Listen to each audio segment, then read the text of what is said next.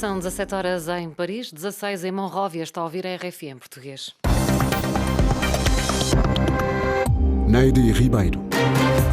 A Libéria assinala hoje a chegada a 200 anos dos primeiros escravos livres provenientes dos Estados Unidos que regressaram ao continente africano, um acontecimento que marcou o início da fundação do país. O governo russo disse esta segunda-feira que ainda há uma oportunidade de resolver a crise na Ucrânia através de canais diplomáticos, numa altura em que os países ocidentais temem que as tensões possam escalar para um conflito armado. Estes são alguns dos assuntos que vamos desenvolver. No controle técnico desta emissão está Moussa Alcheli e o jornal começa agora. São Tomé, 102.8 FM. A Libéria assinala hoje a chegada há 200 anos dos primeiros escravos livres provenientes dos Estados Unidos que regressaram ao continente africano, um acontecimento que marcou o início da fundação deste país. Rafael Lucas, professor catedrático em Bordeus, estudioso do fenómeno da escravatura, comenta o percurso da Libéria, um país que tem dado que falar, sobretudo devido a guerras sangrentas no final do século passado. Acho que é uma história, de certo modo, exemplar sobre a maneira em que o pensamento utópico pode gerar fracassos, digamos. Inicialmente, a história da Libéria parece a de outros países africanos, com escravidão. Primeiro, claro, o inevitável descobrimento pelos portugueses, em 1461, chamava-se a Costa de Pimenta. E depois, claro, os ingleses ocuparam a Libéria. A grande mudança que houve foi a atitude dos Estados Unidos, que decidiram organizar uma espécie de remigração dos escravos africanos para a África. Daí o nome Liberdade, Libéria, daquela intenção de criar um país com o retorno dos escravos livres.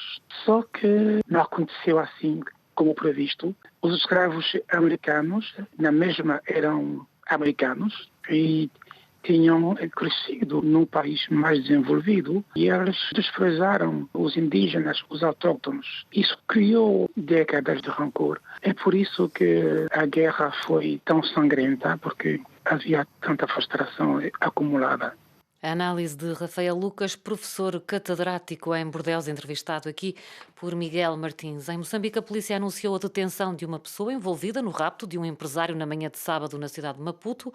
A corporação garante estar a trabalhar para o esclarecimento deste caso, o segundo ocorrido este ano na capital moçambicana, como nos relata Orfeu Lisboa, o nosso correspondente. O empresário de origem asiática foi raptado num estabelecimento comercial localizado a menos de 50 metros de uma esquadra de polícia na Baixa de Maputo. Imagens captadas por uma câmara de vigilância no interior da loja contribuíram para o reconhecimento e detenção de um dos 5 sequestradores pela polícia 24 horas depois do rapto.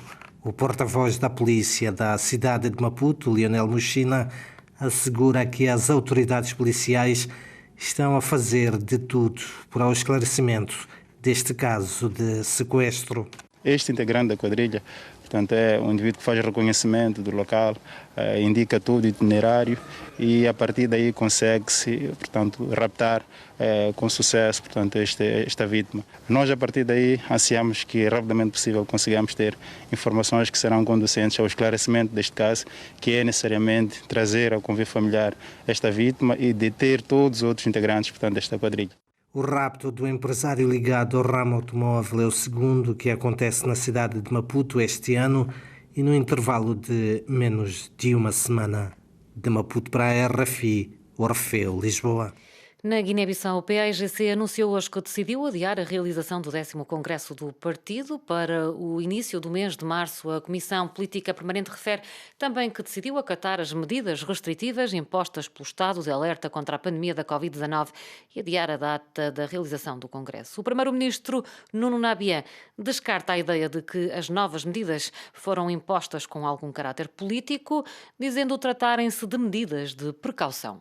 Está-se aumentando os casos e o Governo como tem feito. Quando há situação de alarme, tomamos medidas de precaução. E isso é que estamos vindo a fazer há muito tempo. Estamos empenhados nesse sentido, à procura de soluções, não é, com os nossos parceiros. O governo está a fazer tudo aquilo que é possível para estancar essa situação de Covid. Há quem diga que as restrições recentemente aplicadas terão sido usadas também para evitar comícios políticos. Não, o que está a ser feito é para ajudar a população. É a forma de combate para a não proliferação deste fenómeno que nos abalou. O PRS tinha o seu congresso, não conseguiu fazer o congresso. Há outros partidos que têm agora o congresso também, certamente não vão estar em condições de o fazer. O APU, que eu sou presidente do partido, tínhamos marcado a comissão política do partido, não conseguimos realizar. Portanto, estamos à espera que a autoridade que gere o assunto do Covid venha nos dizer se, de facto, há a possibilidade de uma nova abertura para as atividades políticas e sociais e, a partir daí, retomaremos as nossas atividades. Não tem nada a ver de visar um ou outro nesse processo.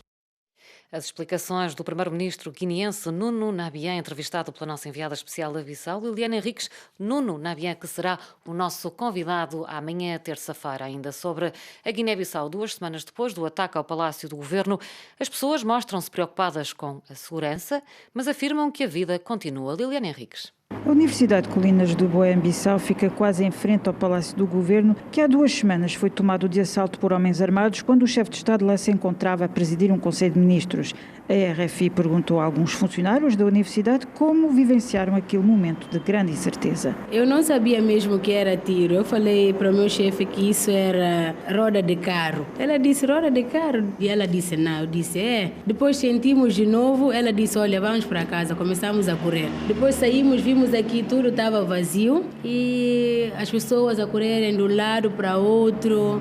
Ninguém podia dar informação que estava acontecendo. Quando você perguntava para uma pessoa, ele não te respondia porque estava preocupado com a sua vida. Fui para sair, ao descer a escada, sentia os tiros de bazuca. Até eu estava a pensar que podia ser o arrebentamento do pneu de uma viatura. Portanto, subi outra vez. Espreitei na janela e constatei que as pessoas a correrem. De repente, senti o tiro de metralhadora e desci a escada rapidamente, peguei a minha viatura e daí fui arranjar a forma de sair e ir para cá. Só ouvi tiros, depois o apelo das pessoas para sair. Depois saímos a correr numa outra direção. Fechamos e fomos embora. Isso preocupa-se a todo mundo. Não sou exceção, isso me preocupa com a paz social. Mas o resto, a vida continua, temos que continuar. De Bissau, Liliana Henriques, RFI. Os preços em Cabo Verde aumentaram 0,9% no mês de janeiro e acumulam uma subida de 6,6% face ao mesmo mês de 2021, indicam dados do Instituto Nacional de Estatísticas de Cabo Verde divulgados hoje. Cabo Verde fechou 2021 com uma inflação média anual de 1,9%, o valor mais alto desde 2013, influenciado pelo aumento do preço dos combustíveis no mercado internacional, de acordo com a informação do governo de Cabo Verde. O governo russo disse esta segunda-feira que ainda há uma oportunidade de resolver a crise na Ucrânia através de canais diplomáticos, numa altura em que os países ocidentais temem que as tensões possam escalar para um conflito armado. O chanceler alemão Olaf Scholz está hoje na Ucrânia, antes de se deslocar amanhã à Rússia para tentar acalmar a tensão entre Kiev e Moscou. Miguel Martins. A Alemanha pediu já no sábado aos seus cidadãos para que deixem a Ucrânia. Berlim recusa-se, porém, a qualquer comentário sobre as informações americanas, dando conta que Vladimir Putin, o presidente russo, poderia lançar desde esta quarta-feira uma ofensiva contra a Ucrânia. Ou seja, no dia seguinte ao encontro agendado para amanhã em Moscovo entre Putin e Scholz. Berlim descarta entregar armas a Kiev, mas admite aumentar a ajuda económica, mesmo se desde a anexação da Crimeia pela Rússia em 2014, a Alemanha é o país que mais aumentou a sua ajuda bilateral à Ucrânia. O chanceler alemão reiterou neste domingo que, em caso de agressão russa contra a Ucrânia. Isso implicaria sanções pesadas contra a Rússia. Numa conversa telefónica na noite passada, o presidente ucraniano Volodymyr Zelensky pediu ao seu homólogo americano Joe Biden para que este se desloque a Kiev nos próximos dias. Segundo o líder da Ucrânia, tal seria um ato forte e poderia estabilizar a situação. Numa altura em que 130 mil militares russos estão mobilizados junto à fronteira com a Ucrânia numa série de manobras. E é o ponto final neste bloco informativo.